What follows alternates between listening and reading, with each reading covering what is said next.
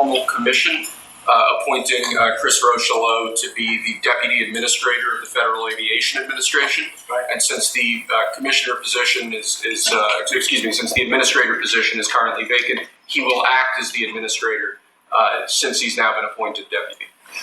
And he's a very capable guy. Extremely experienced in aviation and highly regarded in the industry and in government.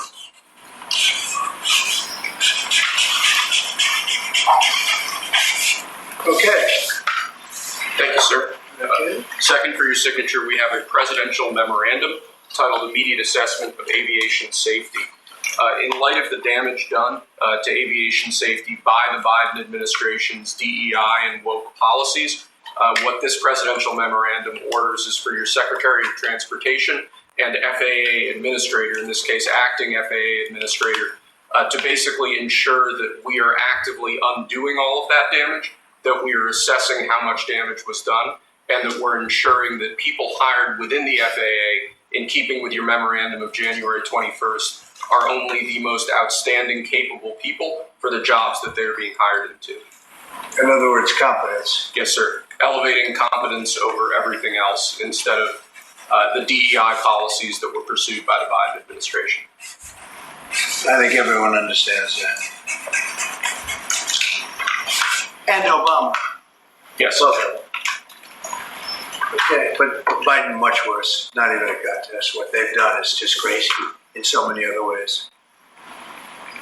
Okay? Mr. President, to be clear, are you saying race or gender played a role in this tragedy? It may have. I don't know. Incompetence might have played a role. We'll let you know that. But we want the most competent people. We don't care what race they are. We want the most competent people, especially in those positions. And you're talking about extremely complex things.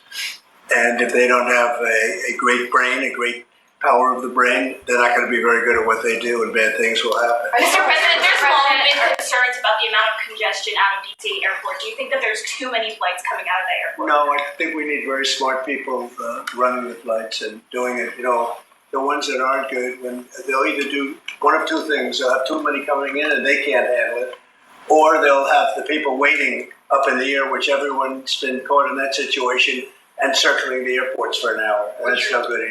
Mr. President, are you aware?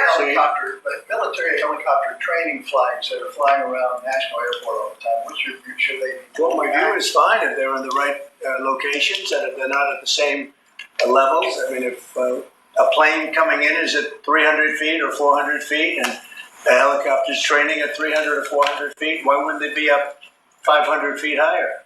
Mr. President, And that, to a certain extent, is the air traffic control. Mr. President, what's the air traffic? Wait, just a second. You feel like what happened last night was preventable?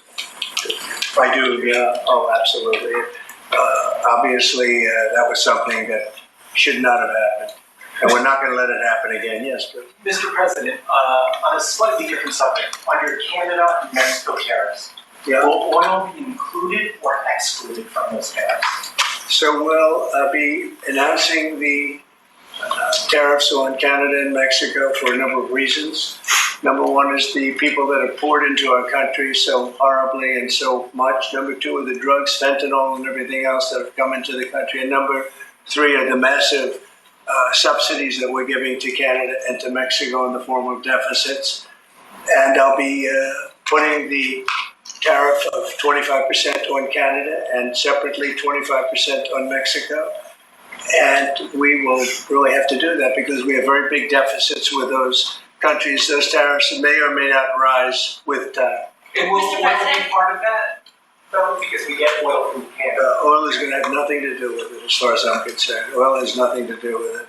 Mr. President, yesterday regarding Guantanamo Bay, you want 30,000 new beds there. Is there a possibility that will increase, or is 30,000? It could increase, yes. What would be the maximum? It depends, but countries that won't take back their criminals that they sent into us, they sent them to us. They put them into the caravans, and they came in. As sure as you're standing, that they were sent by those countries.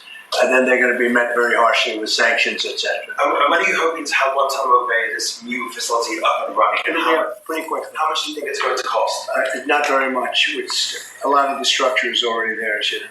Mr. President, you said that incompetence may have played a role. Are you aware of any performance issues or disciplinary actions that were taken against anyone who was working the tower last night or flying the plane? No, and I hope that's not the case in this case, but certainly over the years it's been the case, and it's the case with. This site has 36,000 plus remote jobs that pay six figures, and the best part is that you